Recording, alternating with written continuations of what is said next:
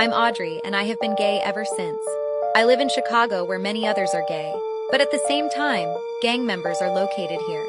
I had to consider the dangers of being gay because gangs were near me. 48 minutes of dogs barking, 48 minutes of dogs barking, 48 minutes of dogs barking, 48 minutes of dogs barking. Growl! Growl! 48 minutes of dogs barking, 48 minutes of dogs barking.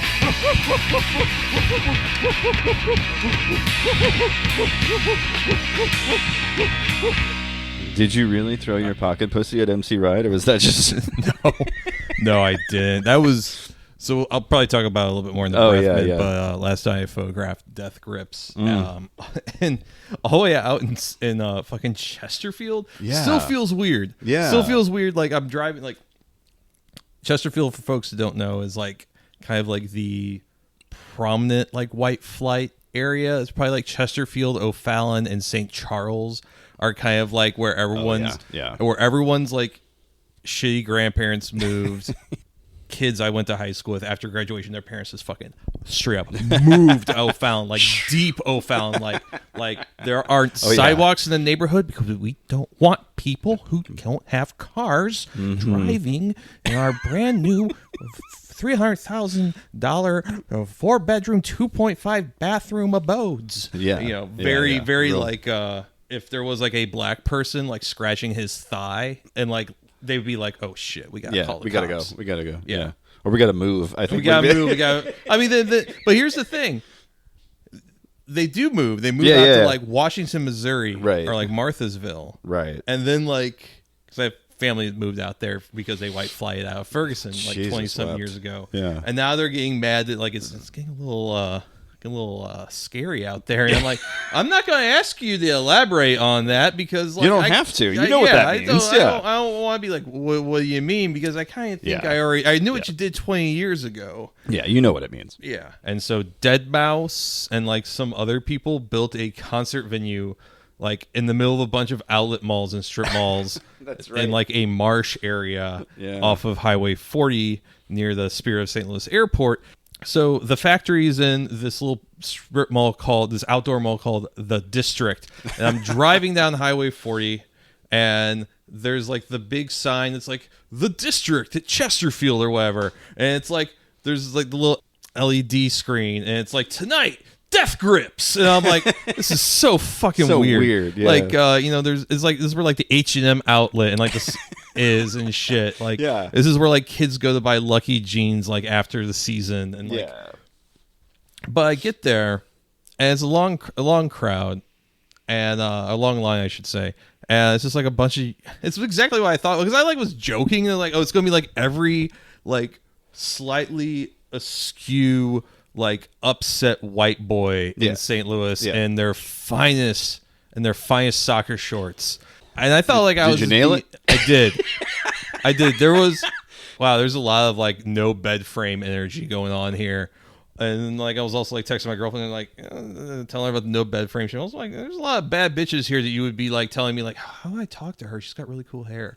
And I'm like, but I get into the venue and.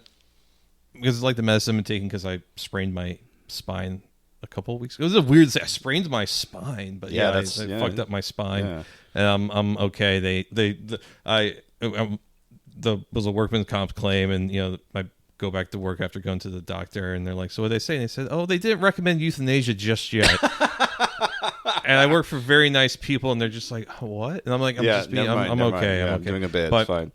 The medicine I've been on is like made like. I have to piss a lot more. So I get into the venue. I'm like, I gotta piss. I'm like, I should probably do that before the band starts. And I go into one bathroom. There are dudes waiting, not to piss in the urinal, but the shit in the stalls. And I'm like, oh, this is weird. And so I go to the bathroom on the other side of the dance floor. Same situation. And I'm like, and me personally, I'm a stall pisser. I got my camera gear on me and all that. I just kind of want a little bit of moment of privacy. Yeah. Because I got like, someone could come up to me and fuck with me, and I got 10 grand of gear on me and shit like that. Yeah. You know, but I'm just like also thinking like, there's like all these dudes are like talking about shit being cringe and chuggy. I'm shit you not. These dudes are talking about shit being cringe and croogy. Chuggy? I heard chuggy a few times. Yeesh. And like, you know, shit's cringe and like some other like Zoomer shit. And it was kind of amusing to hear in real life. Yeah. But I'm just also thinking like, what kind of like, I've been to so many concerts, even when I was younger, and never was like, man, I gotta take a shit here. I've never just been like, I gotta take a shit at the concert. Like, I waited in this line for 4 hours so I could get up front, but first, gotta drop a deuce. Yep. And dude, the fucking young people gotta stop eating so many salted meats. Is that what It was definitely like deli sandwich shits. Oh no! Like the kind of shit that you make at home, like 2 pieces of bunny bread, Oh yeah. some buttock meat, and like 2 like of like the least appetizing like pickle spears or pickle slices. Just like the basic white boy diet. They talk about girl dinner. This is boy dinner. That's coming up later, actually. Husband meal. Meal. We'll get to that in a minute. So yeah, that's just my little introduction. I don't know if this is any good or not, but that's just like something I've been thinking about all day. Is just like dudes are like, I'm here at the Death Grip store, right? Death Grip show, the anger and all this stuff. You know, the I'm gonna beat up my stepdad music. But I also got the meat shits. I'm also not really listening to my body. I'm sure they're not listening to their body in any number of ways. Yeah, but, no, it's just it was wild. Well, welcome to the show. It's 48 Minutes of Dogs Barking. My name's Jason. This is Brian, the concert-going photographer guy.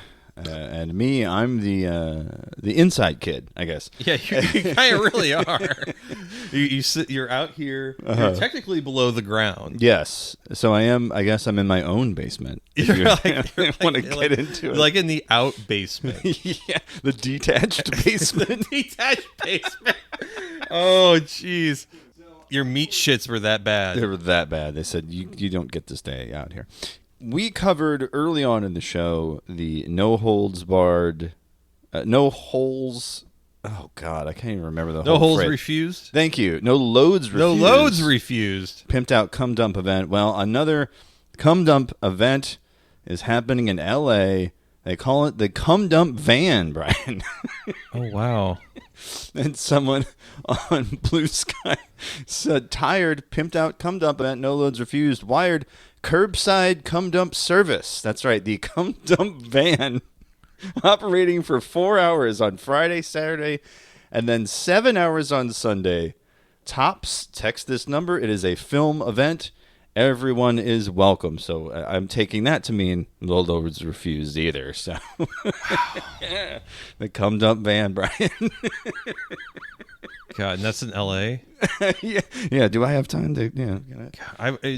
Imagine being the only person at the cum dump without a bleached asshole. That's all right. They're not looking at you. They're looking at the bottom. Anyway. I'm assuming. I was so kind of you to assume that I'd be a top in this scenario. Well, I mean, why else would you text him? I see him getting his phone out. He's ready. But no, yeah, Friday. The phone has not moved. That's what he's saying. But I'm. Hey, get back the fuck off. This is private. This is a private conversation. Speaking of sex parties and cum dumps and whatnots, we did see another flyer for a sex party this week on, I can't say Twitter anymore, on X. It's still fucking Twitter. I know. It's still the Bird app. Yeah. Sammy Mowry posted this. What if introverts were allowed to have a sex party is a question this horrible flyer answers with, it will take 10 hours and involve clowns. So, it's on a light pole. It has little tags where you can tear off for their email address, which is bonebrothparty@gmail.com. A slow burn sex party for queers. What if sex were more creative?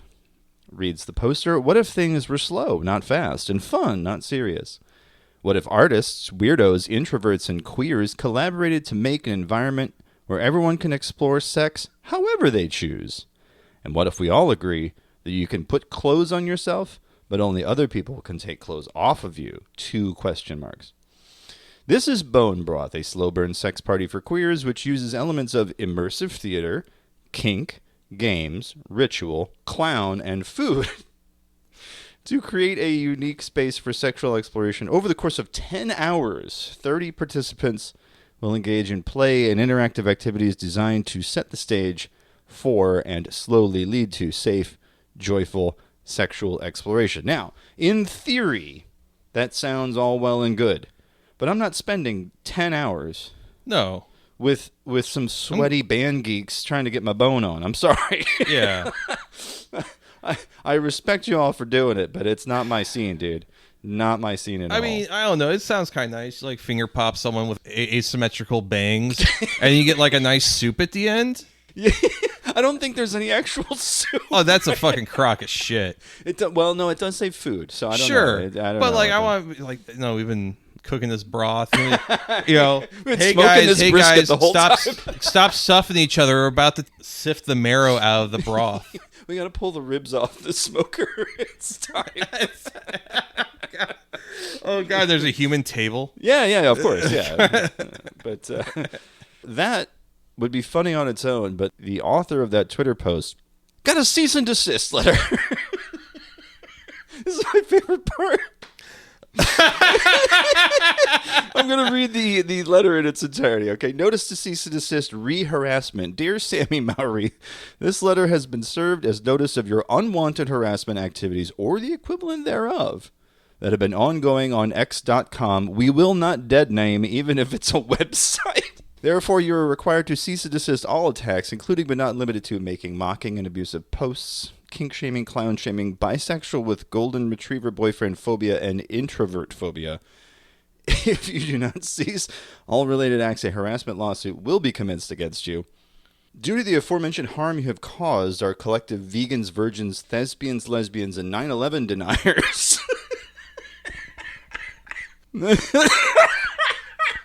9/11 deniers. Imagine you're just like doing some like inflation play with someone as a loose change plays on a projector in the back room. 9/11 deniers. I don't know why they had to throw that in there. Okay, so legal remedies. This includes, is not limited to, being banned from Lex and attending a 30-person accountability sessions with the members of the Bone Broth Sex Party, including the clowns. You know what? That would make me want to back off if you're going to threaten me with a bad time. Amazing. Yeah. Gosh. Now, someone responded with something else they saw. Sex parties are getting real niche. This is Max Gross at Max Got Jokes. The no sex party. A sex party without the sex. A space for sexual exploration without the pressure of sex. Kink, DJs, dancing, sex ed, porn. 3 of those things are sex related. I was going to say, a sex party without the sex is really just like a noise show. Right. Like, Yeah. There's a bunch of people kind of dressed like they kind of want to fuck but don't. And there's someone that's taking too long to set up. And then they only do what they're doing for about 5 to 10 minutes. And then everyone goes back outside to talk to each other. Yeah. I mean, if you're showing porn or you're doing like sex ed stuff, it's like, well, that's sex related. That's a Yeah. sex party. I'm sorry. You may not have to have it to be there, but yeah, just a real fun one. So we mentioned this earlier. You've heard of Girl Dinner. Well, Gentlemen's Quarterly had to update you on, of course, Husband Meal. Gabriella Paella, which her name is so close to paella, I keep saying it wrong. As I sometimes have to travel in this line of work, and while I'm off having lunch with Austin Butler or wandering around a field with Jeremy Strong, name drop much, Yeah. I can only assume that my husband spends his time wistfully counting down the hours till I return. What I know for certain is that at some point he'll eat a dinner that he'll only eat when I'm thousands of miles away. Enter Husband Meal. Now, see, I first entertained the concept when, after a few trips in a row, I noticed my husband would always mention ordering from the same mediocre restaurant down the block that I'm never really in the mood for. And this is a quote from the husband. Adulthood requires you make smart and sane choices every day, and also to not gross out your wife. Which is True. Yeah, which is why I wait until you're out of town to eat which is why I wait until you're out of town to order and eat an entire enchilada platter, sometimes with a side of wings. Enchiladas and wings at the same place. Neither one of those things are going to be good. I'm going to be honest. Well, you know what? I'm going to take a wild guess here. Yeah. that he probably ordered the enchiladas from, like, the place down the street. Down the Oh, block. yeah. But when he was at the grocery store earlier in the week and he knew the wife wasn't going to be around, he bought some of those TGIF Friday wings. Yeah. Which for You're some right. reason are insanely good. They are very good, yeah. And he just probably popped them in the air fryer. Yeah. And he ate the enchiladas till he was full of that meal. Mm-hmm. And then he was like, you know what, I'm gonna go for a little second course here with some chicken wings. That doesn't sound bad. I mean, it sounds like a good time. And then he probably also, if I'm going to take a wild guess, also brought like a gallon of ice cream. It's ice cream his wife absolutely fucking hates. Yeah. And so, it's probably something like pistachio or like off-brand Moose Tracks. It's not technically ice cream because it doesn't have the right amount of fat content. Right. It's like just sweet soft. milk dessert. Yeah. You can't call it ice cream. Yeah. Readers of GQ were polled by this author. Here are a few of the other samples in the husband meal category. 1, a grocery store rotisserie chicken eaten over the sink. That feels right. A gigantic wok full of Spam fried rice that I will eat for dinner one night, put the rest in the fridge, and then over the course of the next few days, just grab out of the fridge and eat big spoonfuls cold. Okay, all right. I respect that. I marinated a pork shoulder for 3 entire days and then enjoyed it in front of some 30 for 30 documentary. All right. Well, That actually sounds pretty you great. could do that for anything, but yeah. Mostly I just eat my kids' food, Bella and Evan's frozen chicken tenders, Annie's mac and cheese. To make it more adult, I will place any... This guy's the most boring one of them all. I'll place any of these things on a bed of arugula. Liar! Here it is. I don't know, man. I'll toss arugula into some random things sure. just to be like, I'm gonna get like a little bit fiber in here, like Sure, and that's one thing, but like, wife's out of town, you can eat anything. You're gonna cop to like, I'm gonna put some arugula in there. Yeah, probably. I mean, I don't buy it. And a toast with 3 tablespoons of butter and sardines, flaky salt, squeeze of lemon. So he eats sardine toast. I don't know about that one. That's the first one. I'm like, the first one I'm like, that doesn't sound great. Yeah, no, it's not great. Here's a great tweet in response to that. Spouse, I have to work late. Outer monologue, I'm going to miss you. Inner monologue, I am going to eat something very stupid. Which is absolutely accurate. Anytime my wife's out of town, I'm like, Chinese for 2 meals in a row. It's time. Oh, yeah. That's husband meal. I wanted to bring also to your attention this wonderful piece of literature. Oh, are we going to talk about Cat Turd talking about how hard it is to post? It's called Why Me? I'm not going to read the whole thing because it's too goddamn long. But Why Me by Cat Turd. This is a dramatic. I'm trying to get into my dramatic. I'm exhausted mentally and physically. This Cat Turd thing has been a 5-year roller coaster ride. I basically work 7 days a week. No days off, no vacations. I don't even know how I got here. I often ask, why me? Why must I post? He's not doing work. He's posting. Yeah, I mean, Semper Games, motherfucker. Yeah, dude. It's just, I'm so hated, and all these people drive by my house and scream obscenities at me. Well, stop being an asshole, maybe. I don't know. Stop sucking so much. It seems like there's an easy way out. Don't post. Oh, I thought you were going to say yourself. You're so tortured, just fucking... There was an instant where I thought that would be my response, but like, you know what? No. I've been on enough forums to know, like, you know what? Just don't post. Just don't post. If you don't respond, they can't know you're care mad. Right. In closing of this novel, which it's like 2,000-something characters, I don't claim to be perfect. I'll always give you my raw and unfiltered opinions, right or wrong. I'm not afraid, and I'm fighting for this country as hard as I can. I'm posting as hard as I can. Real, like, Dear Richard energy on this fucking thing. Like, I'm doing my best to post, and you... Well, he's like upset that he didn't get the fucking the check. Oh, that's right. Yeah. I don't understand, but he's half falling out with Elon, the thought leader Musk. Thought like THOT maybe, but not. Oh, very nice. Epic le meme upvote for you. He's got Reddit brain. That's all I'm saying. He's got. It's epic bacon. Yeah, bullshit. it's to let that sink in. Like just the dumbest fucking Reddit shit.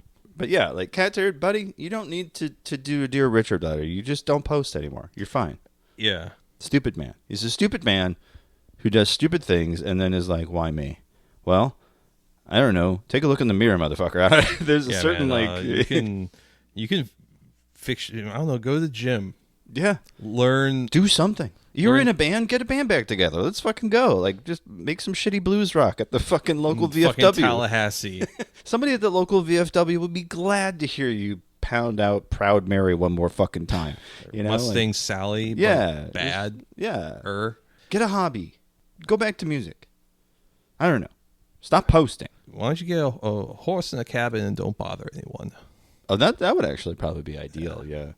So, Brian, have you bought chicken recently? No, my girlfriend is back to being vegetarian / sort of vegan for the moment, so I have not been cooking with meat for a couple weeks now. Apparently, there is a conspiracy theory going on right now that the chicken that you see in stores is not real. This gentleman at Why is he grabbing the chicken like a pussy? yeah, well, I feel like I feel like this is like one of those weird Japanese pornos where it's like it's also like an anatomy lesson. yeah. So in the video, the poster is saying, "I bought this at Walmart. Look at this meat. This isn't real meat." And that his theory. I don't really like how he's touching. No, like, I don't. But his this is almost bad as the guy fucking the chicken. Yes. The McChicken, I should say. So his theory, is that the gill-like texture of the raw chicken is because it was 3D printed, and that this meat has been fake. You haven't been eating real meat for a while. That's actually a real thing that happens to chicken meat. I was gonna say, isn't that like just like the muscle tissue? It's also known as spaghetti meat because it has to do with like how the muscles grow and like how. Sure. So, since it's not cooked, the muscle tissue is all separated. Right. That's what gives it that texture. Once you cook it, the muscle tissue. Anyway, yeah. So I'm fairly certain the post says 3D printed quote unquote chicken is already on Walmart shelves. Real chicken doesn't have a gill-like texture, and he's flipping his finger through the meat like it's a deck of cards. It's upsetting. And then, of course, community notes, there is no evidence that Walmart has deployed 3D printed chicken. Thank you. Thank you, community notes. Thank you for letting us know. Appreciate that. You know, truth is alive. And one last thing that I found out by accident, somebody had posted some meme about, like, don't search chicken soup on Facebook. Worst mistake I ever made. So I was like, okay, what the fuck's this about? Oh, you didn't know about this? I didn't know about this. So you go and you search for chicken soup on Facebook, and the first result is child sexual abuse is illegal. So the long roundabout explanation that I got from another post was this Distractify article. Let's see here. Yeah, users were sharing links to child abuse videos and images. Sometimes they use generic terms of initials CP, which is a thing from 4chan way back in the day. Oh, yeah. You'd say cheese pizza, or you'd say like that. Right. But caldo de pollo, which means chicken soup in Spanish. That was where the chicken soup thing came from. And that's fucking weird. It's not all that weird, I guess, because people are fucking disgusting, but like...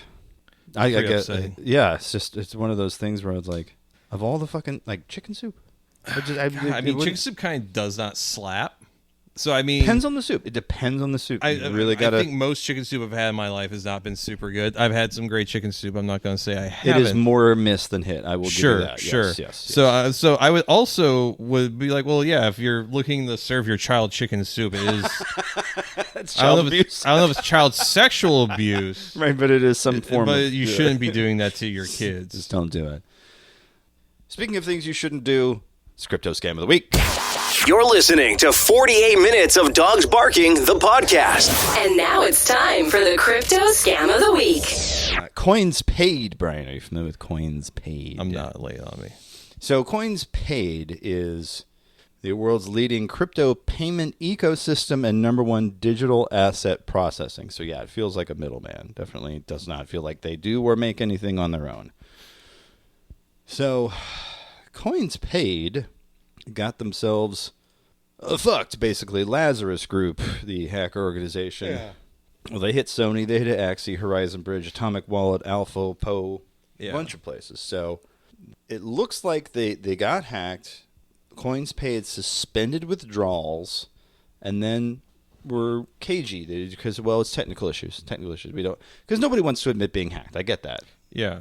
But then AHOY POO, which was hacked around the same time, and so there's like, well, did they got at the same time, or was it by the same person, or was it by, according to Coins Paid themselves, yep, it was the same people.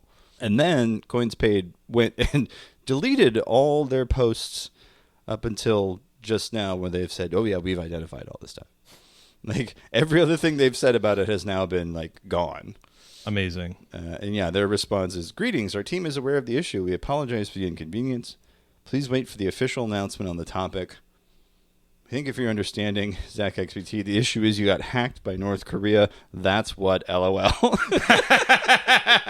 That's right, cooked their ass. which does seem to be what happened. So their latest post, hack details revealed. So they did kind of go into detail, which is rare. You don't kind of see that. I mean, yeah. They did note right up the top, prevented client loss, even though they said originally that they lost about 38 million. As a result of a hybrid attack, which involves social engineering, aggressive bribery, attempts on critical personnel, and attacks on applications, attackers managed to identify a vulnerable application that was not involved in service provision. They exploited the vulnerability. Components of the infrastructure were compromised, and attempts were made to alter data in transactions. So they were going in and just tweaking transactions to reroute funds to themselves. So they stopped automatic transfers, automatic withdrawals. They moved their unaffected operational funds to cold wallets, transferred the system to new environment. Looks like they did everything right. Right. Just on paper, and again, this is according to them, so I don't really know how much of this to take, at face value. But, they changed all their secret keys, all their wallet addresses, which had to have taken some time. And now they're saying, well, we have continuous AI monitoring. I can tell you that's not really a thing. You can rely on tools to do that, kind of, but it's not bulletproof. Now, conducting company security audits, which is another thing they list, that is a real thing, and it's probably very useful at this point. Yeah, I would say so. Could have been worse. Yeah. According to Web3 is going great, Coins Paid hacked for $37.3 million. That's so much money. There was another crypto payments processor very similar to them, hit maybe a day or two before. These people are either really good or really lucky, or both. Yeah, I'm going to say that because Lazarus Group, I've heard that name thrown around quite a few times, and they've got apparently a footprint in far like how they do their scamming and how they do their hacking. Pretty well known too. Yeah. So because even I heard of them, which says something. So, kind of a newbie in this space can look at them and go, oh yeah, these guys. So an actual scam did happen this week, aside from the hack. I initially thought when I saw the news of the hack that, like, oh, they're covering up this, they're covering that, but they've given you a lot up front, and it seems legit. This, however, seems like a rug pull. Listed as IEGT. It was a token created for Binance Smart Chain. Ooh, a BSC scam. Ooh, this is a fine vintage. Yeah. I feel like we haven't talked about one of these in a while. According to, again, Web3 is going great. Its creators covertly minted a large amount of tokens primed for a rug pull. And, the project reportedly only had 5 million tokens in supply. This allowed the team to sell 1 billion tokens, cashing out 1.14 million in the USD stablecoin. Yeah, they call that a covert rug pull driven by contract storage manipulation. That is a Slow Mist who published that analysis there about how they used a technicality to sell more than they had and to just take the money. Yeah, it's always fun. Their analysis was like, oh yeah, there was a malicious token. I mean, they sat there and went through line by line, which is fucking ridiculous. But oh yeah, they modified the balance of addresses during contact using inline assembly, which is not easy to do. You got to have some coding knowledge to kind of pull that one out. And and then users getting rugged, and then immediately because they're buying something that doesn't exist. Yeah. It's almost as though you don't even have to have a product. The amount of stuff that I've seen that didn't rug that had like these lofty goals, and you're just like, even if they had the intention to, they didn't have the skill or like the connections to make some of the stuff they wanted to happen. Okay, that's really smart, and I kind of wish that I'd thought of it, but also like, fuck. Yeah. Just an easy mill, because I don't think it was even up for like a week. Yeah. Went up on the 13th, and it immediately rugged. Like, fuck. That's nice work if you can get it, I guess, but it's also, you're scum of the earth. So, I mean, it's 50-50. BSC is like a very high tier, like, casino chain. So you're just rug pulling people that like fucking dump token projects for 2x gain. I mean, you're just kind of kneecapping like the shittiest people in crypto. It's like you're scraping the bottom of the barrel. Yeah, you're like, there's been a few projects on BSC in particular I've seen where like admins and coders have like walked away because like people just fucking sandwiched us, like fucking took all the, killed the liquidity. We want to do this shit, but we need like marketing wallets and stuff to grow, and it can't if you've already killed the project, in 2 hours. I mean, thanks. There's literally have been like, thanks, you fucking morons. Like I spent 3 months working on this project, programming the website, and you've destroyed it in 2 hours. Wow, Jason. Can't believe I didn't know how delicious it would be to boil a poop in a pea. Yeah, it's actually great. Surprisingly Excellent. good. So now we've ate our turd soup with PP broth. Mm-hmm. What are we talking about? What's our old timey internet topic? It's like, where are you going with this? I don't know. Our old timey internet story for today, Brian, is a place that predates Drew Curtis's Fark.com, but it was very much in that same vein where it was a link aggregator. It called itself the Obscure Store and Reading Room. Now, this was the brainchild of a guy named Jim Romanesco. He was an American journalist out in Evanston, Illinois. Have you ever been to Evanston, Illinois, Brian? I know of it. There's not much there. There's not a lot in Illinois outside of like Champaign, Carbondale, right, and like Chicago, Peoria, and Springfield. Like, that's it. Okay. That's it. If you ever want to go anywhere in Illinois, I thought Loyola had some stuff. I've never there was been like a casino and stuff. I guess a casino isn't that much to. Folks, you need to go to the Fast Eddie's in Alton. When your chicken's so good, you'll blow your fucking brains out. It's cheap and it's greasy and it goes well with the beer they serve. So I'm not mad at it. The last time I was there, when next to the door you come through, the entrance, when you're walking out, right next to the door is a framed photo of the Twin Towers. Oh my god. Always remember. Yeah. You live in Alton. What the hell are you talking about? So Romanesco graduated from Marquette, worked for the Milwaukee Journal for a while, but then he wrote a book called Death Log. And that was kind of where he got a little bit of acclaim. It was the early 80s. He wrote a book called Death Log. It was essentially a collection of coroner's reports of unusual deaths. Oh, cool. So very much compiling interesting stuff was something that he was into. So maybe he wrote a book called Death Log. He went to work for Milwaukee Magazine. That was right around there where he started working with fanzines and stuff like that. So he worked for, actually he ran a newsletter called Obscure Publications, which was itself reviews and like previews of other fanzines. So amazing. It's a little meta. Then, 98, he began the website Obscure Store and Reading Room, which linked to odd news stories. And it earned him the reputation of, and I'm quoting here, a witty Matt Drudge. That's Noah Robichon writing for Brill's content. Witty Matt Drudge, which is like, that's anything more than that, room temperature water is going to have be more witty than Matt Drudge. But all right, I'll take it. Drudge is kind of the guy. It seems like he jacks off with sandpaper. Yeah. He started doing it, and he can't remember why, but he's just still. Well, it just feels familiar. Yeah. Feels like home. Yeah, something about it. So he started another website right after that. It was called Media Gossip, which, guess what they covered? That's right, Brian, karate. No. Barbershop quartets. So that one got rolled into a place called the Pointer Institute. That was a whole other thing online. But the Obscure Store and Reading Room, I thought was really interesting because it very much is, just from the layout alone, it does look like FARC. Here it is via the Wayback Machine. There's actual links here. You know, Ain't It Cool News gets a link on the right there. You got Mike Sneed, Mr. Showbiz, all these things that were big deals at the time. Fucking Ain't It Cool News. I haven't thought about them in forever. They might be another one to look into for a future ep. But, sure.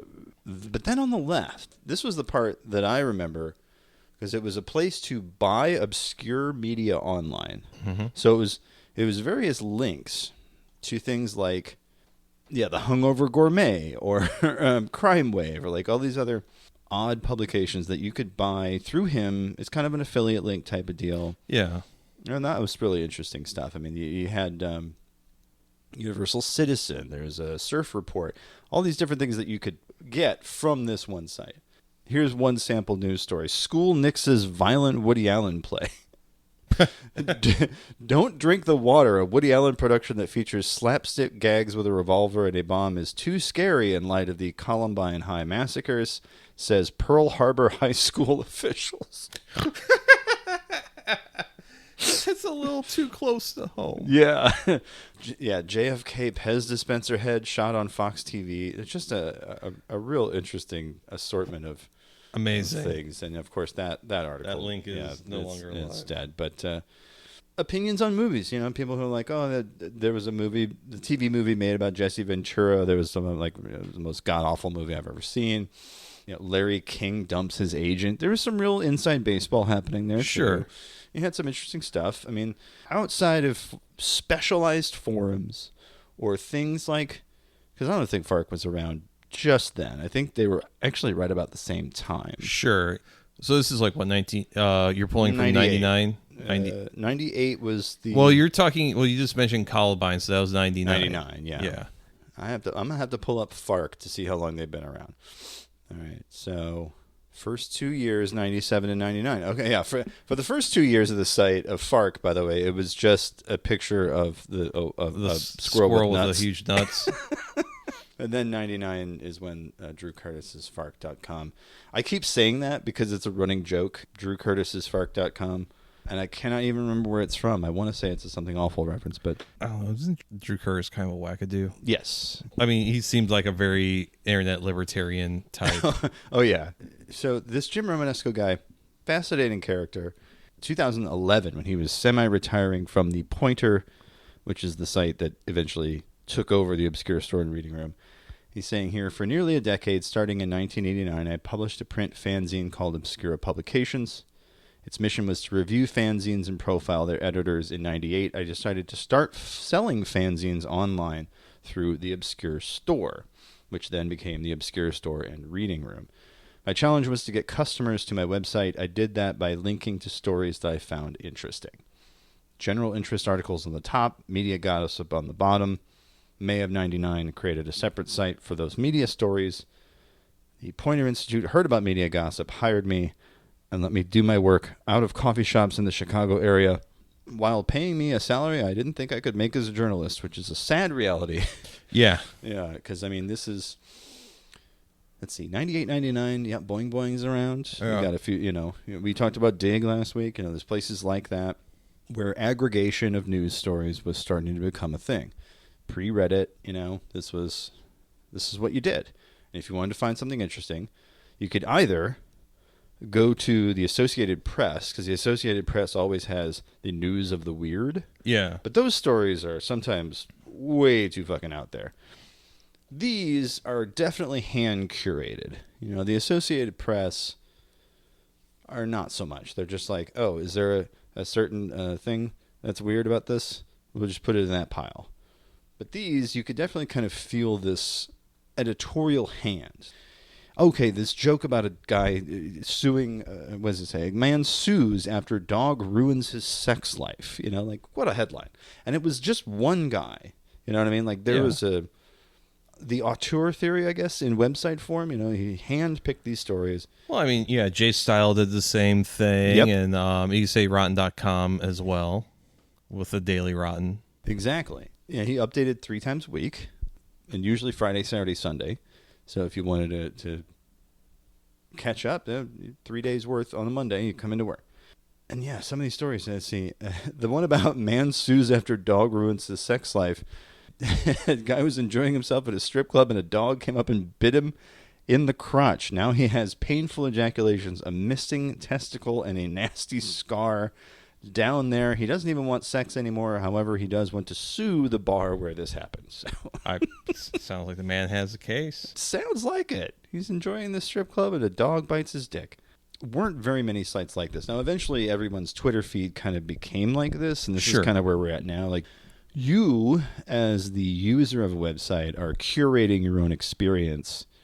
It's not curated for you because you choose who to follow, right? You choose who to block, and et cetera, et cetera. So it feels more like you're programming your own content. Whereas Fark and this place and, early days of Style Project, there definitely was an authorial thing going on. And I think that is missing. Because even like, okay, you subscribe to whatever subreddit, and it's really only like 3 guys that post there. There's still 3 distinct personalities. You know what I Sure. mean? There's still those barriers between you and a single point of view. And I think that's something that is missing, because if you want to get all the shit posty stuff from all the Chapo guys, you have to follow them on, whatever social Right. media they're on. As opposed to just going to a site and being fed, you now have to pick your way through everything else to Right. find your succulent Chinese meal or whatever. It was an interesting time because I still remember URLs of weird websites that were just like one or a small collective of individuals that were gaychimp.com was one. I don't, I thought that one was kind of funny or interesting. It was like the first website I ever looked at where there was a discussion of when did The Simpsons stop being funny. And I think it was somewhere between season 7 and season 10, which is acceptable. I accept that argument. That's a very common consensus, yeah. I want to be cool.com, which I think was one of the first like proper blogs I ever read in the contemporary sense, or contemporary 20 years ago. And yeah, Style Project was an early blog. And now, I don't know, I think about that Drew toothpaste, Skeet. Oh, yeah. Here, let me pull it up. Why would you use that site? Don't you know it's financed by someone evil? Yeah, well, I made my own websites, and you all stopped going to websites, so I have to use the evil ones you like instead of my own. Accurate. Yeah, which is for sure. very honest. Yeah. Yeah, because there was another point made recently very similar. It was like, yeah, there used to be 1,000 websites. Now there's like 3. Yeah. And it sucks. Yeah. I miss internet being a little bit more fragmented and weird. And Very nicheified, yes. Yes. Yes. I don't know. Something in my lizard brain, the second I looked at Reddit, was like, this is bad. I'm lurking on there a lot. I go there for technical stuff. Like if I have a technical problem, I will add Reddit to the end of any query I do. Of course. Like yeah. there's a value in that. But as far as like I'm not going to go there. Yeah. Just to go there. Yeah, I'm not. I mean, I have like a username and all that. And, sure. But I don't ever go like reddit.com and go through all my subs and like I don't do that at all. Like, yeah, Salon.com in 99 wrote an interesting article, and it was called Fear of Links. So this article was basically saying that, professional journalists might think that link aggregators and people who do things like the Obscure Store and Reading Room, or like Fark, or like any of these other sites, professional journalists might not respect them, but according to Scott Rosenberg and Salon, weblog pioneers invent a new personal way to organize the web's chaos. Because 98, 99, it was very chaotic. Yeah. And so, these people, and he's named amongst others, many others, in like this huge paragraph. But yeah, it was Robot Wisdom for Jorn Barger, Rick Ford's Macintosh, which was specifically articles about Macintosh stuff. You had Peter Merhold's PeterMe.com, unfortunately named website. Paul Kodrowski's Grok Soup. That one was about internet finance. Dave Weiner's Scripting News, specific to coding issues. So, yeah, I mean, it's, even Slashdot, which is very similar in scope to that kind of thing. Slashdot's still around, thankfully. Because remember when Slashdot was really a fucking thing? Yeah. News for nerds, right? Wasn't that their I think that was their deal, yeah. Now it's a lot less focused. I'll give it that. The new Slashdot, or the recent Slashdot, is much more broad.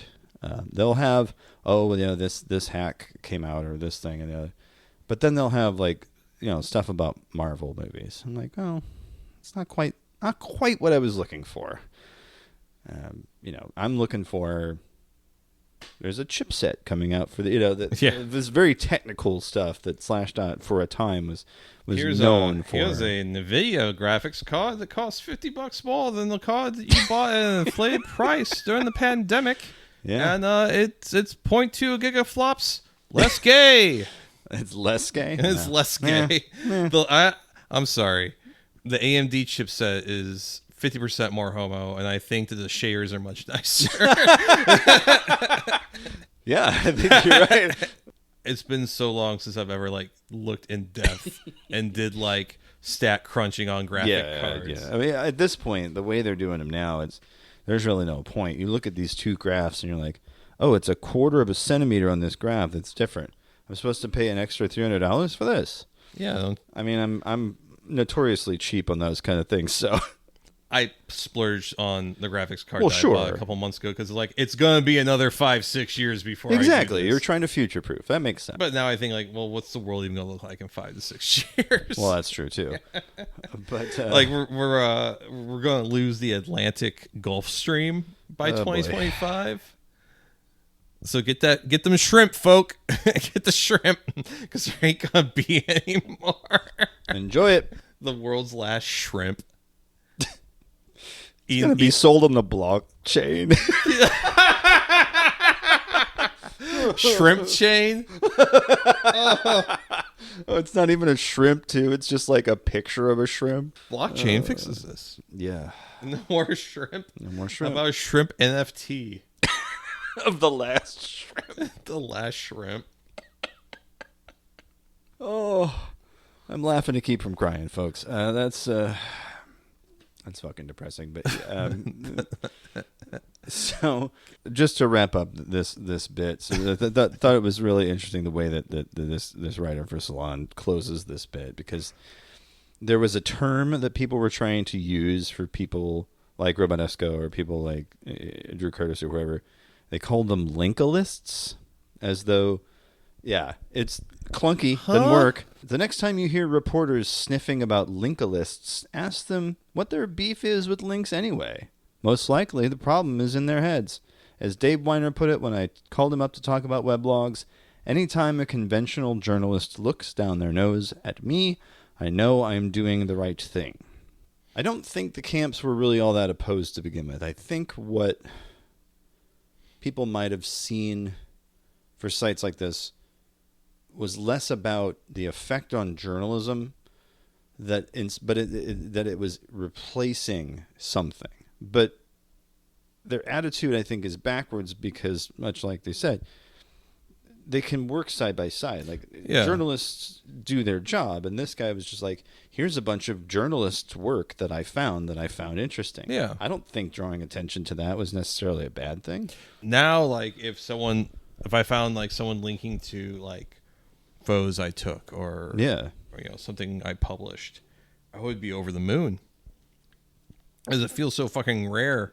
Yeah. If you're someone that's self-publishing something, or you're part of a DIY collective, and you're just something. Yeah. It feels really rare to have someone go out of their way and be like, "Hey, you should check out this," or this website, or this article, or this person's Twitter account. I'm trying to think of how I used the internet 20-some years ago, and I feel like websites like this were kind of a big part of it. People that were curating a tone, taste making almost. Yeah, a collective of interesting, that's how I found shit like Soda Play and a couple other things I'm sure that we've discussed on this program. Blog rolls and link backs. Delicious or whatever it was called. Yeah, Delicious. Yeah. I mean, a lot of those ways of finding content, it feels like it's a lost art, even though it still happens, but I don't think it happens in the same way.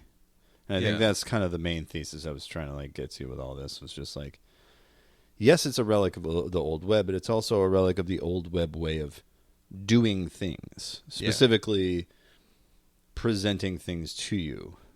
A simple page. Here's a bunch of links. Click them if you want or not. Here's some things for sale.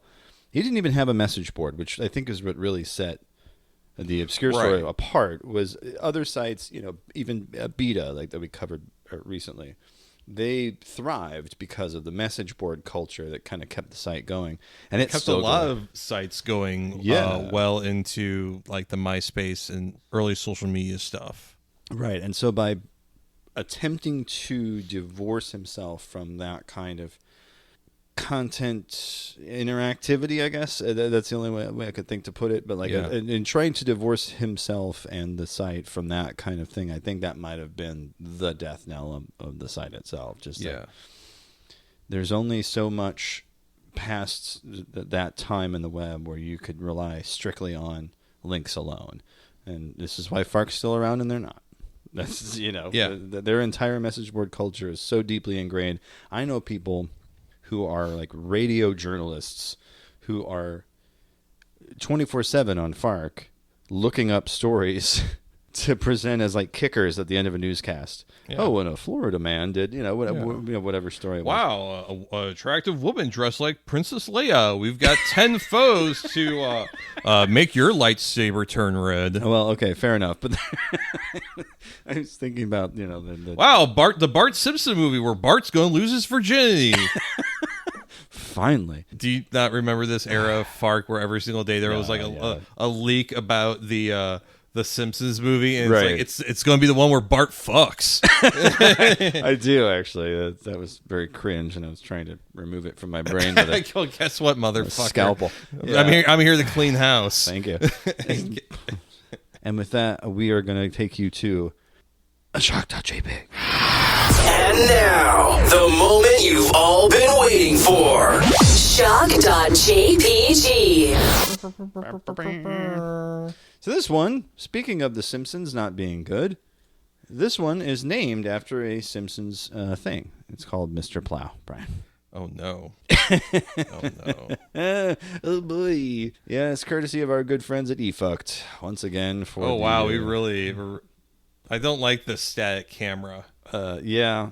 It really makes you feel like you can't avoid what's about to happen. Yeah. There's a really... This is a guy that went to Granger and looked at the new Bad Dragon catalog for 2023 summer. Yeah. It's 2 minutes. I'm just gonna. Oh well, He definitely goes for it. So it is it's a 2-minute video of a gentleman with a massive dildo attached to some sort of dowel or something like that. Some sort of apparatus. Something. It's like covered with a sheet. So it's kind of weird. But he's all lubed up, and he proceeds to insert it, and then for the next 2 minutes struggle to really get her going there. But eventually does. He eventually gets all the way down, ass to ass, as it were. It's pretty brutal. I respect that you didn't make me sit through the whole damn thing. No, it's 2 minutes, and you know what's happening. There's no need to watch the I don't know. There could have been a thing. dog that like came up and sniffed a dildo. I assure you, there was no dog.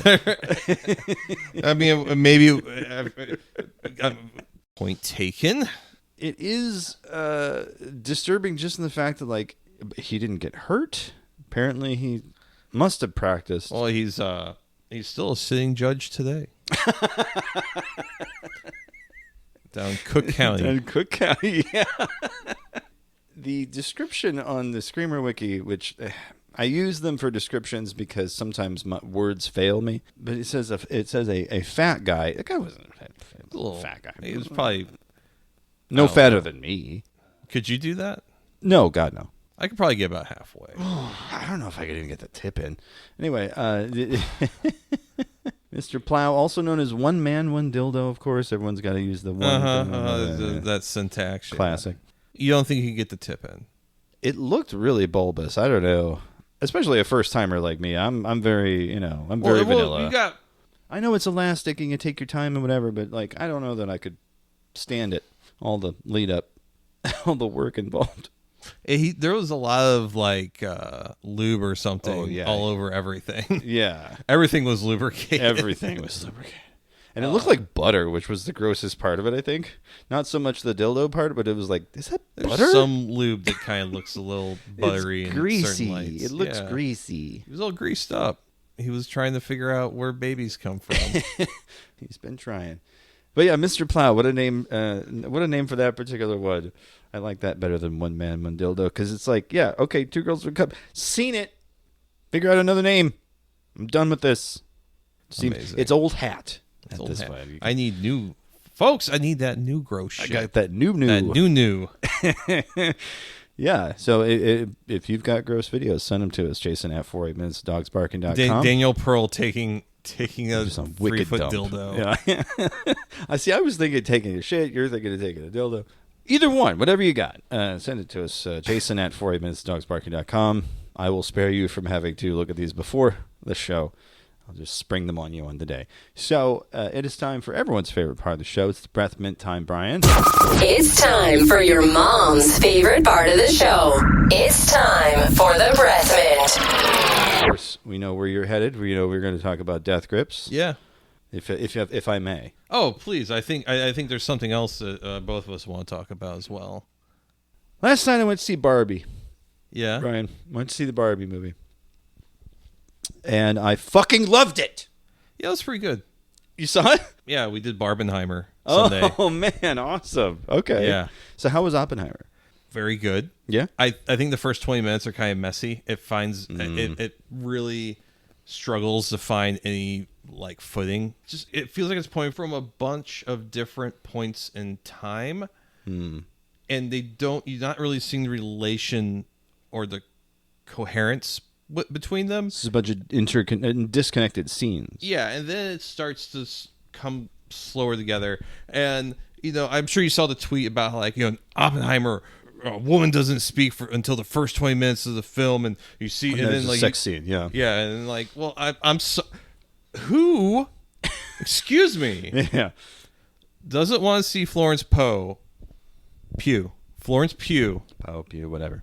Poe, whatever. Poe. Who doesn't want to see her topless straddling a man who looks like he has 3 different types of gout, and then asking that man to read from the Bhagavad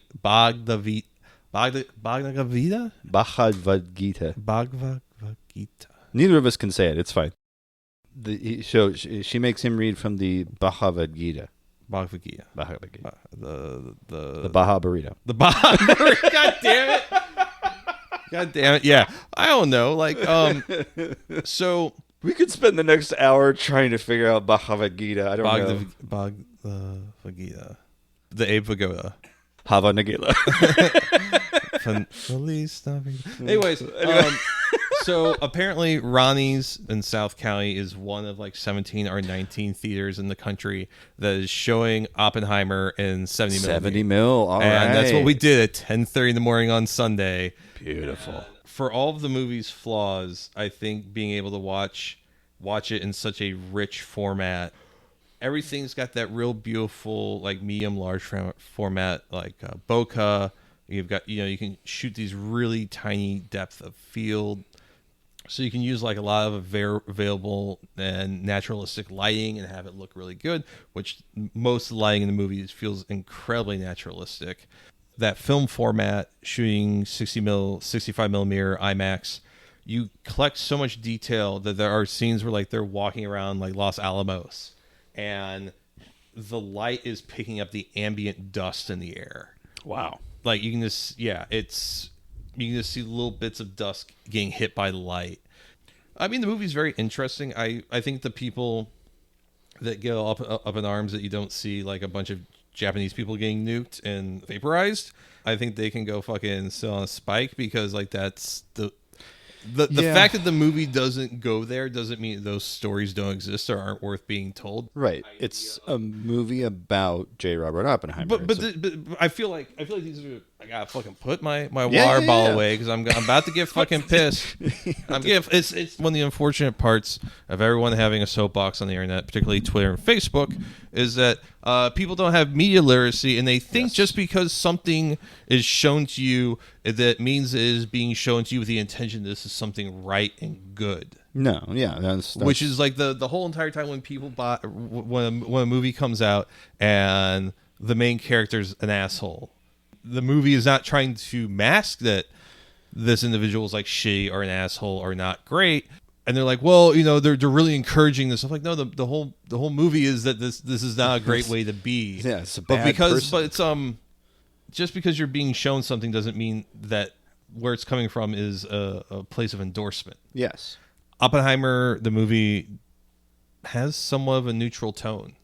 It feels like these are the facts, and you are here to make your own interpretation. I think it's definitely anti-nuclear. Yeah. I don't think it's pro detonating bombs in the desert or over Japan. One can't imagine a film that would be pro that. Sure, It seems it's just a story about this individual who ended up becoming perhaps one of the most pivotal human beings of all time, and it's his story, and it's messy and it's complicated, and it's really a story about how there were people 100 or so years ago who were at the forefront of their niche, like mathematical or philosophical ideas. And the only way that they could progress with their weird niche shit was to sell out to the military or to the government. It's kind of laid out to you that, like, well, these are just a bunch of theoretical physicists and so on, and they're just really trying to figure out what is possible in the world, what is possible through science. And unfortunately, their line of thinking or their desires or what they're trying to figure out ends up just being like, well, what about a nuclear explosion? harnessing the power of the atom is a lofty goal, but then it becomes a weapon of war, and that's where That's it the all problem. breaks down. Yeah. I do appreciate that the movie does not hold your hand, does not over-explain who individuals are. There are people that come in and out of the film multiple times. There are people that you're like, hey, it's the guy from The Boys.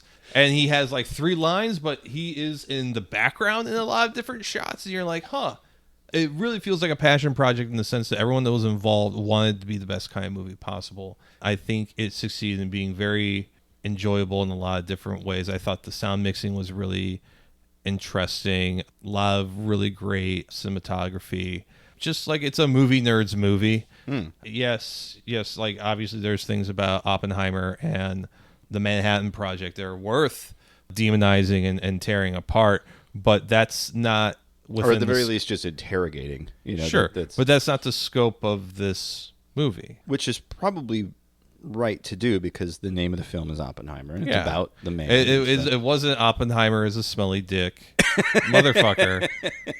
No, because the through points to all these things that make these people devilish or unenviable or ethically questionable, those jumping points present themselves in the film. You can go read a book or fucking Google something, like fucking, does everything have to be fed to you like you're a pig at a trough? I mean, you're a person going to the movies in 2023, so I imagine yes, but please surprise me just a little bit. Right. Or I'm getting the fucking captive bolt gun out. What's the most you've ever lost? Movie. I think it was my sanity seeing Blair Witch 2. Book of Shadows. God damn, man. It wasn't all that bad, but it's also like Didn't not they that remake great. the Blair Witch? They've done it. Yeah, I think they did it again recently. Sounds bad. There's no reason to do it again. They did it once and it was good. Yeah. Speaking of movies that surprised me though, Barbie was one of those. Sure. Barbie fucking blew me away. Everything visually about that movie, and you've seen it, it's eye-popping. The colors, the set design, the costumes, everything is... The eye for detail is so fucking spot on. And I understand it's a corporate product that's selling toys. And I do not like that, like, maybe a third through the film, Barbie in the real world had an interaction with a young girl who basically calls out what Barbie is. Yeah. And be like, but no, I'm not. And you're like, oh. Of course, Barbie would I'm like, oh, cool. I'm here to clap at the movie screen like a seal because Ryan Gosling, good. Manufacturing consent, good. I had fun with the movie. That's all that matters. Sure, That's- but there's something deeply unsettling about it. Like, Yeah. like, oh, this is how Hitler rose to power. well, I don't know about that, but I wouldn't go that far. But I would say the movie tries to have it both ways, and I think Yeah. I think that's a failing of it. Either you're gonna go all in and just tell a fairy tale type of story about Barbie becoming real and then not, and then Ken becoming a men's rights activist or something. I mean, once he's, I mean, there is funny shit. Like when he says, like, be honest, once I found that patriarchy wasn't about horses, I kind of gave up. Yeah, I kind of lost interest. yeah. Every scene when Ken takes over Barbie Land is like in the background. There's a movie screen or a television screen With showing horses. horses. Like I said, the eye for detail is so fucking perfect. The casting's so great. Ryan Gosling killed it. I knew he had the chops because I saw La La Land and like he's great in that. Well, I will say that Barbie is not La La Land.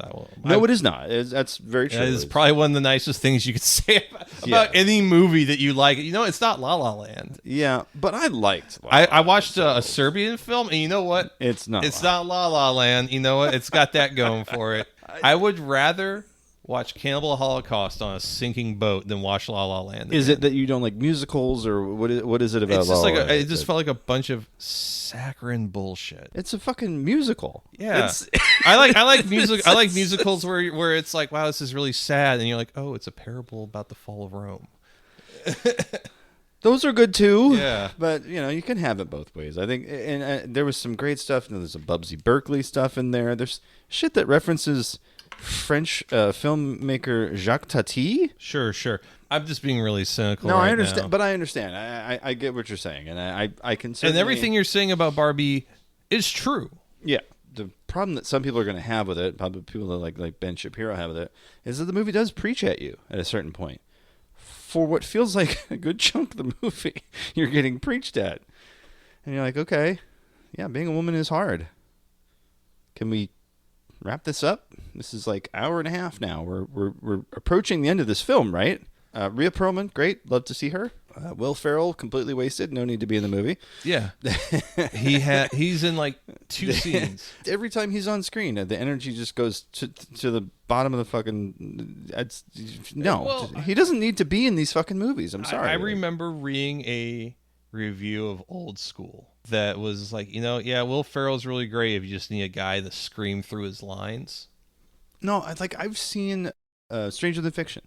Sure. I mean, I think a that's great role for him. I think that's maybe his best performance. So he can actually do it. It's Right. like it's like seeing Adam Sandler in Punch Drunk Love. He can do the role. I would love a movie where Will Ferrell played like a racist man and Jim Crow. Oh my God! A black man's using that water fountain. Is anyone gonna do anything about this? They can go to school now. Who said they can do that? I can see it as clear as day in my mind. It's a Judd Apatow film, and yeah, Judd Apatow. I'm running out of spit. I have to sit in. How do I get more spit? Well, speaking of how do I get more spit, I did have that question when we were out together. We went out to see a bunch of different bands there. A place called the Golden Record. We saw MS Paint. I don't know. So, well, was it actually the Golden Record? Because so the Golden Record is the first floor. The Oh. second floor is like the Cherokee Street Theater, Oh, okay. which is like improv comedy. So it's its own, and like I guess you would call it like off Broadway theater and stuff like that. Okay. Kind of like the upstairs chill out place when 27 right. Cherokee was a venue. Right. Then it became a place called Arcade. Wasn't it also Blank Space at some fucking point? I feel like I saw Everything Is Terrible there. Possibly, yeah. It's changed a bunch of names. The But principle of the like thing I was is like that- trying to explain to my girlfriend, I was like, well, it used to be all these things, and then it was like this weird arcade that like a barcade type deal back when those were the fucking that was a fucking race to the bottom. But I actually like they're doing like they had like the old like white like Japanese like these are all like import arcade machines and like there was a lot, but it was like totally misread the neighborhood. Yeah. And the people that are into that shit aren't going to drive from St. Charles to Cherokee Street to That's play semi-obscure Japanese arcade games that were either never released outside of Japan or had incredibly limited release outside of Japan. And I remember the guy that ended up like running whatever was going on at 2720 and like arcade. I remember there being an interview with him in the Riverfront Times where it was basically, I think he kind of saw the writing on the wall that the St. Louis music scene was taking a huge fucking nosedive in like 2017. He was like, you know what? My wife makes a lot of money. We just had a kid. I can either deal with this fucking bullshit, like dealing with insane guarantees, the fucking backbiting in the music scene, all of the fucking spend a lot of time and energy to please a bunch of people that are going to call me a fascist because I didn't let their underage friend come in. Yeah. Or I can go raise my child while my wife works. I can be a stay-at-home dad. I would easily pick. I'll take it. I would. Trying to please people that think they're cool in St. Louis is like trying to fill a fucking well with snow. Yeah. And a lot of them were at that show. Yeah. But MS Paint, who have released one of my favorite records of the year, they were on tour with Slow Glow, and they had break. Slow Glow and MS Paint were in Chicago for Pitchfork Fest and like playing like after party shows and all that. So they had Monday off, which was Mark from the Mall's birthday. So yeah, you missed Mark. I missed Mark. Getting cream pied, right there on stage in front of everyone. Oh man. Yeah, an episode of Lost was not worth it. Anyways, no episode of Lost is ever worth it. Anyways, teach their own. But anyway, yeah. But and MS Paint and the Mall are tight. Oh yeah. So MS Paint came down from Chicago area on that tour to come play a show on Monday. Destiny Bond, who are a great hardcore band from Denver, happened to also just have everything link up just right. So they were there, and Destiny Bond also played with MS Paint at Off-Broadway back in February. Two really great bands that, like, I think the fun thing about MS Paint is they're not, like, really a hardcore band, but they definitely have hardcore band dude energy. Yes. So they can play with hardcore bands, and Destiny Bond and MS Paint, you know, were fucking great. When you showed up, it was right after Pink Strap. Yeah. And then there was this band called Unix, I think it was how you pronounced it. They were cool, but the young lady who was a vocalist, I just kind of like halfway through the set was like, oh, she sounds like Daffy Duck. Yeah, you yelled that in my ear, and I couldn't stop hearing it for the rest of the set. I'm like, God damn it. Like it's just like... Yeah, well, also because like the band was so fucking loud, and she was trying to be heard above them. Everything was pegged. Like everything was just like. It was fucking. It was all fucking redlining. Yeah, and my ears, I was just like, I gotta leave the room at a certain. Yeah, point. I didn't bring my earplugs. That was the big problem. So. Oh, I brought my earplugs. I knew. So even with them, you were like, this is. I mean, it was fine. Like whatever. Like they'll figure their shit out. They were good. But it was just like, it's just sometimes you hear a person in like a hardcore band, you're like, oh, in a certain context, this doesn't sound nearly as sick as you think. Yeah. Sounds funnier than you probably think it does in your head. Yeah. But yeah, it was just, I think that's the first like local, you know, up your own ass local show that I had gone to in a while where I didn't wear a mask. And I guess people didn't realize I had been among them for a better part of a year.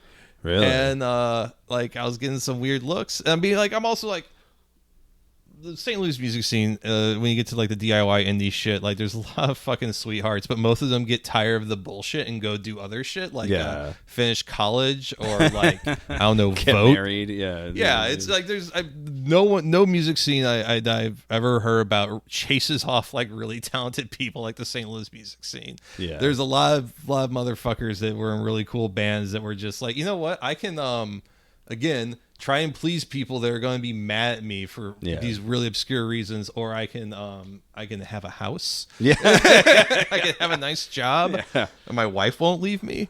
But I mean, I'm like 37 at a fucking punk show in St. Louis, in a place that if the air conditioning was on, I'd be amazed. And I'm like, oh, I forgot this fucking try hard move back. Like, you know, like I'm 37 being like, God, I can't believe this dude's here. Fuck. And I'm sure he was saying the same thing about me. And someone who I never think of all that much, I didn't even recognize, apparently, I think was trying to like be like, hey, you know, you're talking to some huge asshole. And my girlfriend was like, yeah, it's my boyfriend. And it's funny because like, oh, my girlfriend, like, she's got all the tattoos, and I think like the fake nice that Midwesterners have, and also the inability to stay out of other people's business, really is fucking getting to her, which I understand. It's one of the most bullshit things about us. But she's like, I'm tired of people like at the gas station be like, hey, little ma, yo, that face tattoo hurt, and her being like, yeah, you also have a face tattoo. Did your face tattoo hurt? You would know. Yeah, what the fuck are you talking about? Like the St. Louis area is polluted with nuclear waste from Mallinckrodt and the Manhattan Project. So we're all just a little. We're discovering new chromosomes. Yeah, we got all sorts of shit going on. Yeah, we're all fucking stupid. Yeah. We've all been hit in the head by the proverbial goat. over and over again. Yeah. But that was a fun show. It was a good show. It was a really good show. I definitely felt way too fucking old to be there. I think I messaged you at one point. I'm like, I don't have enough tattoos, piercings, or hair to be here. Yeah. You might have been one the of the oldest person in the room, yeah. But, I mean, at least you're listening to good music. I mean, that's usually how it goes. Like, that guy's really old, but, man. Yeah, well. But he knows about this band, so, like, he can't be that fucking shitty. Oh, I bump Hardwired every once in a while. I'll be like, I'm in the mood. Yeah, it was a fucking great little set. And then, I don't know if you put it in the episode from last week's episode, but I was a little bummed I wasn't getting the photograph the smile. And then it turned out you did. I did. Yeah, I got No, I cut it because I was like, oh, as soon as we finished recording, you found out you actually got it. So I was like, there's no reason to keep that in Someone there. dropped out for the Arts STL. Jason Green asked me if I would take it. I'm like, fuck yeah. So I did that. That was cool. Like, I got to photograph Tom York and Johnny Greenwood from Radiohead and some guy in a mala playing drums who was pretty good. But, like, that was at the factory as well. And I was just like, I'm photographing Tom. I don't get fucking... who I get fanboy is, like, I got to hang out with the dude from Soul Coughing. Oh, Mike Doty. So I don't fanboy very often. Like, I've been in rooms with, I'm not gonna fucking name drop here, but like been in rooms or have driven people in my car when I was involved with a venue where I'm like, oh shit, this is kind of cool. And then like I tell people and they're like, who? Oh, you know, like I've been in the same room with Diplo a few times, and I think that's actually kind of cool. No one gives a shit about that, but it's like, yeah, I'm kind of cool with Andrew Jackson Jihad, and people who don't even like that kind of music are like, oh, that's so fucking sick, bro. I see you're wearing your AJJ hat right now. Yeah. But I've just like hung out with people of certain celebrity or whatever, and it's been like, oh, okay, that's cool. But like I get to hang out with Mike Doty from Soul Coughing, and I'm like, oh fuck. Yeah, that dude's kind of a bummer. So those much don't meet your heroes.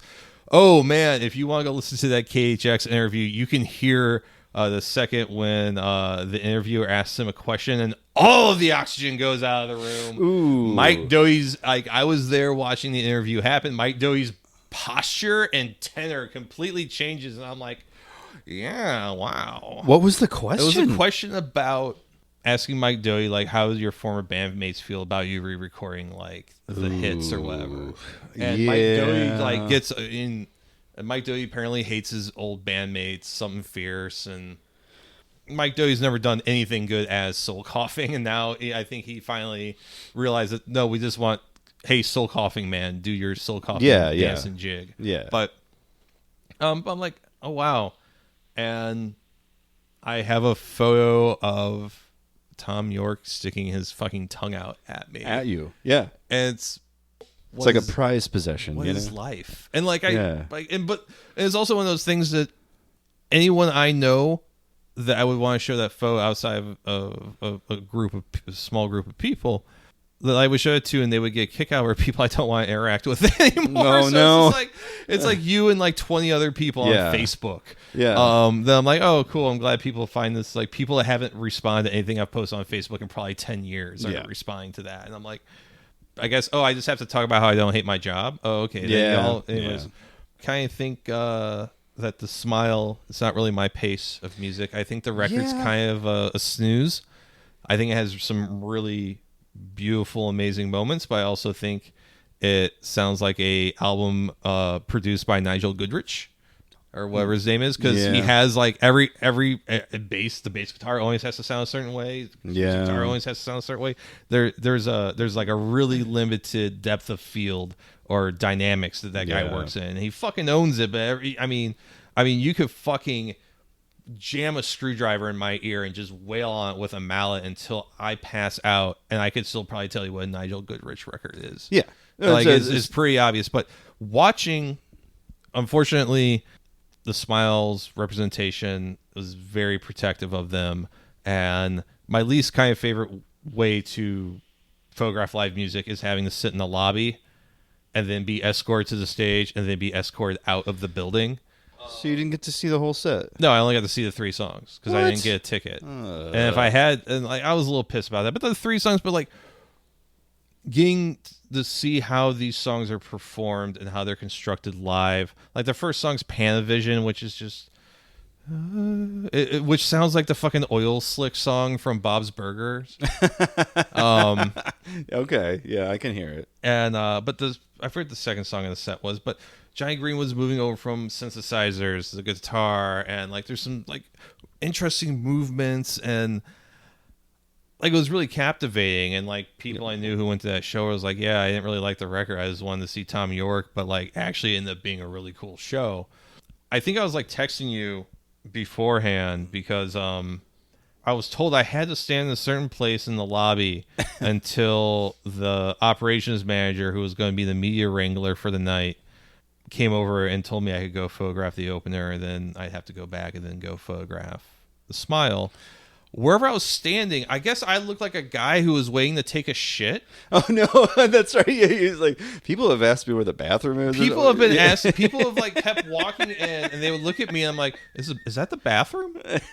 Yeah, dude, I'm really just looking to heat up this locker. Like, you probably could have. I mean, I probably could have. But that was like getting really old. And I'm like, my back injury was still a little bit fresher, and I'm just like, I don't like standing so much. Yeah. But yeah, that was that. And then Death Grips, which was I've seen Death Grips in a 400 cap room, and that was like kind of one of the most chaotic things I've ever seen. I thought people were going to start just pulling the fucking tile off the ground with their fingernails. And I don't know, like I was like texting Bert, like, you know, this is really fucking cool, but it's kind of losing something when there's like a 10-foot gap between the band and the crowd. And it just like, I got the photograph, first 3 songs standard, and it's all red light because Death Grips is always that's red their light. whole deal, yeah. And still got some really good shots. And I was told like, oh yeah, you know, after the 3 songs you can roam around the venue and take some shots. I'm like, okay, cool. And the only thing I got really out of that was going up onto the balcony. And this is a 3,000 cap room, and the first floor is basically just the dance floor. Yeah. And the balcony is probably a couple hundred seats at most. And there's no one for the old people like me. For the old people. And so there was maybe 50, 75 people in the seats, and probably at least 2,000 people on the dance floor. Just to give you a scope of how big this venue is. Because of how wide the room is, how deep the room is, I don't have any camera lenses I could use to get like any cool like from back in the crowd, unless I wanted to get in the fucking pit, which with my back, I usually don't have any problem putting skin in the game for a shot. But I'm like, yeah, I ain't gonna fuck with these crazy ass white boys. They loco, and they all smell like fucking deli burps, and they're all smoking. There were people just like these fucking kids are just straight up like fucking busting cigarettes in the mosh pit, and you're like. And they're all like, and you're smoking fucking Litchfields and Decades. Like, you're like, oh, you smell.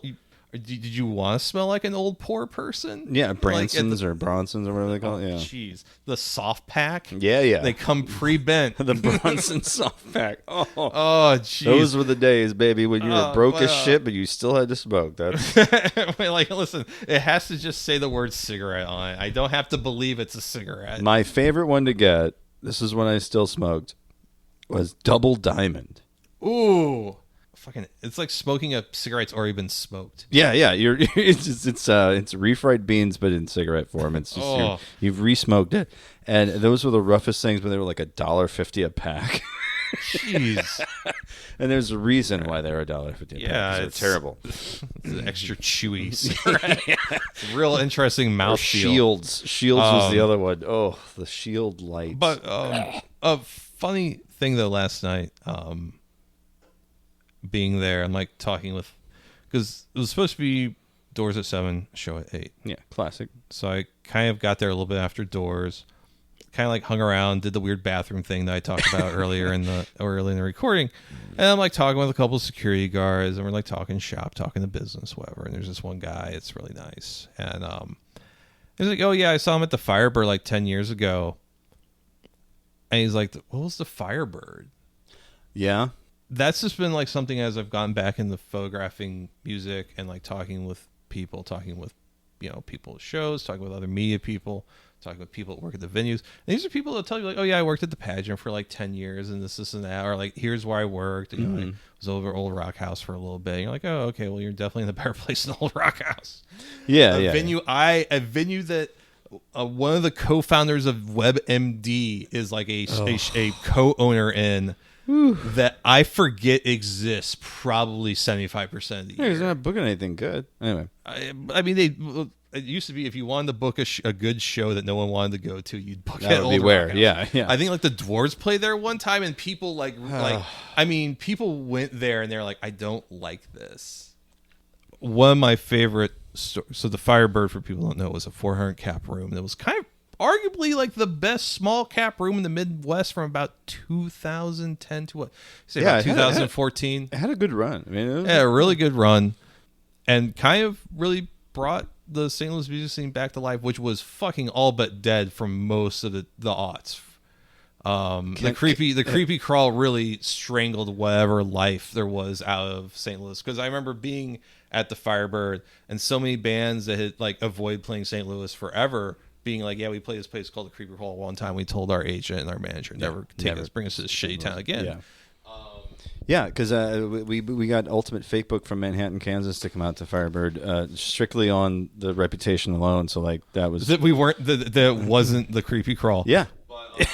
Yeah, because those guys had such a bad experience. Everyone, I don't know anyone that ever had a good experience playing the Creepy Crawl. Yeah. But how many people what's the Firebird? I've heard that a lot. Yeah.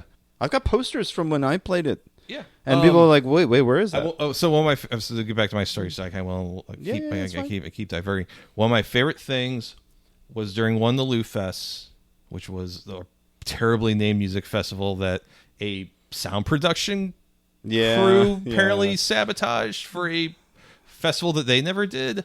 A weird fucking thing. But one year Lucero was on Lou Fest. Oh, great band. And the bass player from Lucero was just, I guess, wanted to go check out other bands that were playing around that time, that weekend. And he came up to the Firebird.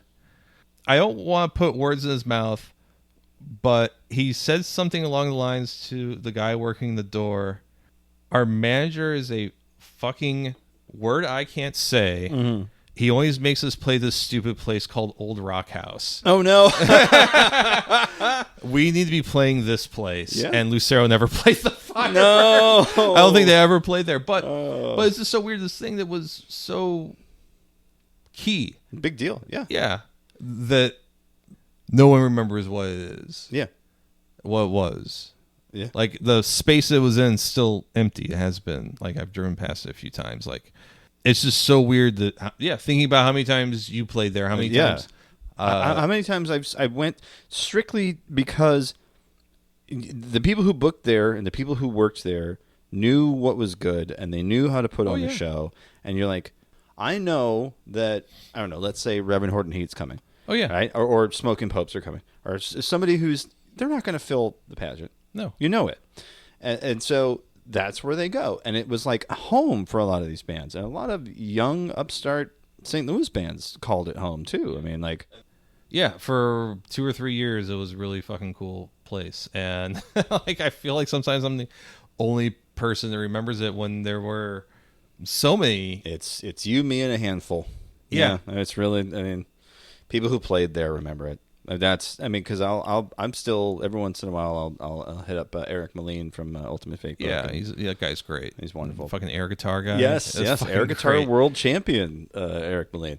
But it was such a cool little room. I mean, we were talking about bands would go out of their way. Like Electric Six went out of their way one year and scheduled a tour, like a fucking coast to coast tour, all around playing the Firebird on Halloween. On Halloween. Yeah, and that was a fun ass fucking show. Yeah, people at least remember Cicero's, and Cicero sucked. Yeah, not even their pizza even was when good. It was good. Even when it was good, it was kind of like, well, well, you know what? At least the rat feces in my food's the good kind of rat feces.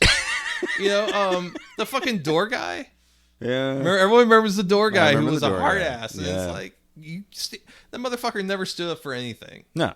He was glued to that chair. He was glued to that chair. You're right. Because we played there a couple times too. Yeah, we. People remember the creepy crawl. Yeah.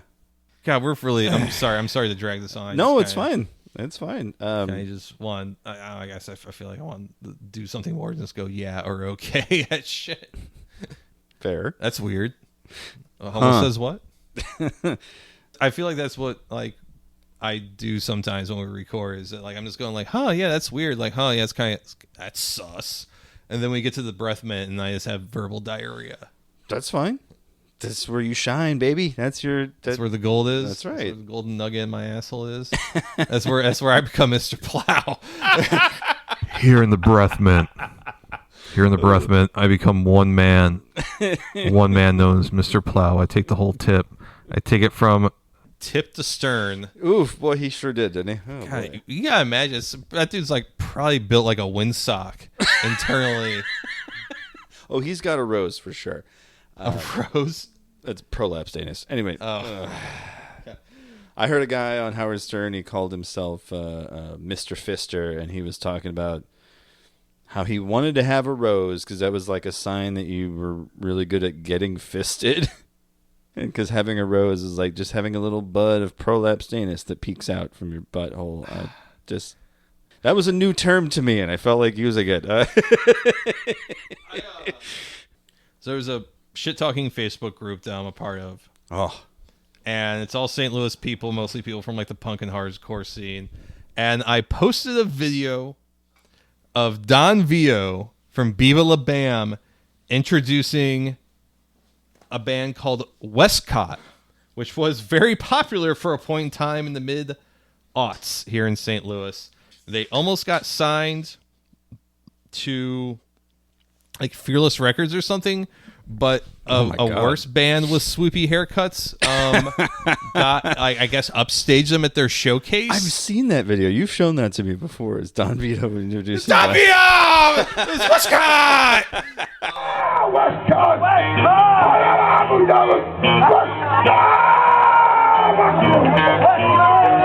You motherfucker! Yeah, it's a fucking terrifying thing. And you know what? I'm going to tell you, I was at that show. Yeah?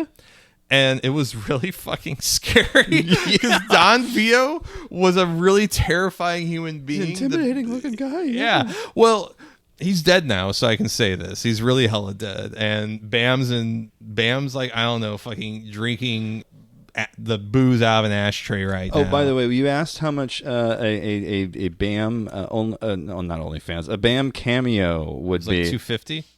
I was wrong. That was another Jackass guy, or another. Who was the other Jackass guy? I don't even remember. Pontius? Yes, thank you. Oh, I mean, but Bam was on there. He's not taking requests. So it's just like one of those things like eight, take my requests off.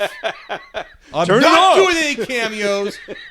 So Don Vio was doing this thing where he was like hosting shows. God, I know I'm really dragging this on, but I don't know any other time I'm going to feel like wanting to talk about this because it's so fucking weird. It's story time. Let's go. It's story time with Brian, the sad man in his 30s, and Jason, the guy that can see his future live on through his progeny, and me, who is just like, if I just make people angry enough at the words I say, I'll never die. Eventually, yeah. I'm just going to live on forever. I'm going to be like, who's the painter of light guy?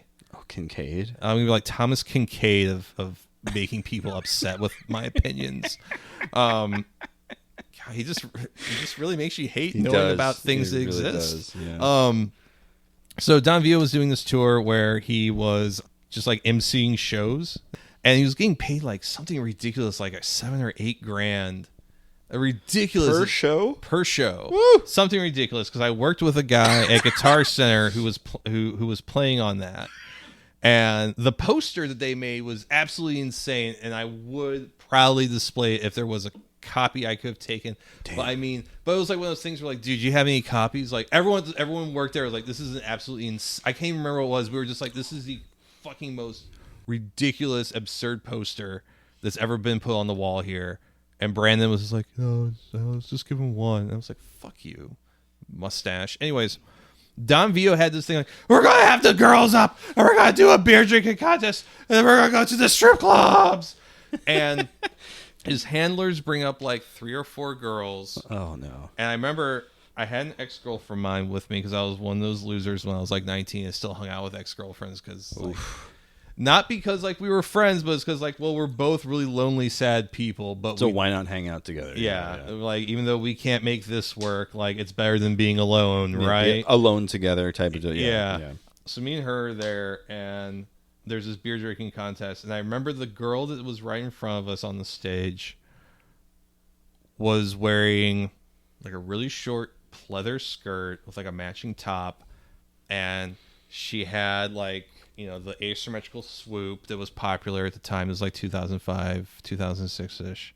And I remember taking a look at her, and I'm like, I'm 19, and I'm fairly certain this girl's younger than me. And she had big old fucking braces, and she was really petite. And I just remember, like, I'm standing there and I'm looking at my ex, and she's looking at me, and we're both just like, this is bad. And that little girl drank that beer faster than anyone else on that stage. It was like one of those things where, like, I just saw someone get on the train to Auschwitz. And he's like, oh, she won the beer. She drank the beer. Woo, we're going to go to the strip club. Skate to Feet is next. Woo! Again, they get off stage, and Don Vio comes out, and he's got that girl with him. And that girl, I remember her just being really light and bubbly after she won the beer drinking contest, after she drowned that Budweiser. And I don't know what happened in that time between her leaving with Don Vio and his handlers and coming back, but there was no joy in that young woman's face. All the light had gone out of her. And I was just like, what the fuck just happened? Like, this was already weird, but now there's something really dark here. There's a dark undertone. And I still wonder what happened. Yeah. I still wonder what happened to that young woman. Because it was like, now if something like that happened in front of me, I'd be like, you know, I'd fucking be like, Don Vio, what the fuck you do? You know, like, I would be fucking calling out like, hey, something fucked up happened here. What? And you're not own up to it. Because that little girl wasn't fucking looking like that when she left, 45 minutes ago. That was a really fucked up, weird night. And when I'm coming around to this in the shit posting local Facebook scene drama group that I'm in, so I posted that, and I'm like, I remember when the scene used to be cool. And there's a couple people posting like, I was at that show, it was really fucking awful, and like kind of stuff like that. And then one person responded with, this was around the same time that this dude that booked Beetlejuice from the Howard Stern show at the Creepy Crawl got caught trying to rob a bank to pay his guarantee. What a time to be alive. And I just texted Bert being like, hey, you know about this? And he never responded. Because I've heard a lot of crazy fucking Creepy Crawl stories about how the owner one time at the new Creepy Crawl got fucking pissed drunk, and one of the guys that also booked show there from time to time, who was still in the music scene, I'm not going to name, I think might have peed on him. Like he passed out behind the bar. Like, remember how there was 2 bars? Yeah, at the there Creepy were 2 Crawl? bars. The one at the entrance. Yeah, okay. He was behind. He's like just like, oh! And apparently this guy, this guy who's still in the music scene was so pissed at him for whatever he had done. And the owner of the Creepy Crawl was a famous, I think his name was Bob. Yeah. He was a famous drunk. Everyone kind of hated him. So this man decided to pee on Bob. And as he's getting pissed on, apparently he's just going, let's just say the guy's name is Steve. He's like, oh, Steve, what are you doing? And, it sounds like elder abuse because the guy, but Probably was. but if there's ever a person I've known that's ever booked shows in St. Louis or owned the venue or whatever that probably deserved to get a little bit of pee on him. It was that guy, yeah. It was probably that guy. Yeah. But I was oh, what are you doing? Just imagine, but also the sad thing is like being told this story. This guy was so fucking trashed that even he knew he was being pissed on. And he couldn't do anything about it. He was just so fucking trashed. Oh, what are you doing? Like, oh, you could just took his wallet. Yeah. And maxed out his credit Done cards anything, and yeah. opened up a venue that didn't suck. And If only. Well, this is about the time of the show where we tell people how to find us online. Brian, where can they find I'm you going to tell you about this time at the Creepy Crawl. Oh, yeah, Anyways, please. And then if you want to harass me online and tell me to fucking wrap it up a little bit quicker, I'll do it to your face, motherfucker. Don't do it. what's up, man? Yeah. Me and you, 2 pieces of garden hose in the yard right now.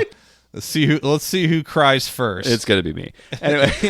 You can find me at IShotGuidBoard. ISHOTGUIDBORD on Blue Sky, where I'm just shit posting, trying to get banned. Instagram and X, Twitter. I can't do it. I can't say it. It's fucking Twitter. God, Yeah. he really wants to be the most hated man in the world. There's like He's getting there. I'm starting to think I hate him more than I hate Pol Pot. At least Pol Pot's dead, so Yeah, and then he can. And the thing is, Pol Pot is dead. He has run out of things he can do to be awful because he is no longer alive. But Elon Right. Musk, he's still kicking. the sky's the fucking limit with that His guy. human potential is unfathomable. If you want to check out some words with photos, you can go to amusicphotographer.com. If you want to check out my photography portfolio, it's assholemusicphotographer.com. I wonder how I decided that would be an appropriate URL for me. You can go over to Arts STL, where you can see some, hopefully by the time this goes live, the photos and write up for the Smile and the photos and write up for Death Grips will all be up. I didn't handle the writing for either one of those. The fellow that signed up to be the writer is a very good writer, but he also is like a college professor, so I imagine he's a little squeezed for time every once in a while. But I think he's gonna do nice little write-ups on there. The guy seems like he's a sharp little motherfucker. Jason, Hey, you can find me on X. You heard it on the X. Video Crime, VIDEOCRIME. That is also the name I am known by on Blue Sky and various other places. Chances are, if you see a video crime someplace like Letterboxd or what have you, that's going to be me. With the notable exceptions, of course, of TikTok and Instagram and Threads. There I am. you're on fucking Threads. Yeah, I don't post there. It is Laser Goose CEO. You can leave us a voicemail. Thank you. 314-246-9766. That, of course, is 314 AHOY POO. That's right. And you can also shoot us an email, Jason at 48minutesdogsbarking.com, Brian at 48minutesdogsbarking.com. That is, of course, Brian with a Y. My mom wanted my life to be very hard, Indeed. and she sure did a good job at that. And if you want to support the show on Patreon, you are more than welcome to do so. Of course, patreon.com/48minutesofdogs. That gets longer and longer every time I say it, doesn't it? Yeah, it's like time dilates. It's like I feel like I'm high, but I'm not high at all. Yeah, it's gotta shorten that up a little bit. In the meantime, this week I found something really cool I didn't even know existed. You know the band The Arcade Fire. Yeah. Well, a band called A Giant Dog. You don't know about a giant dog? No, I know about Giant Dog. Okay. But a band called A Giant Dog did an entire record where they covered all of Arcade Fire's Neon Bible. I didn't know this. I didn't either. They put it out in 2019. I found it this week. It's fantastic. This is their version of Antichrist Television Blues. Awesome.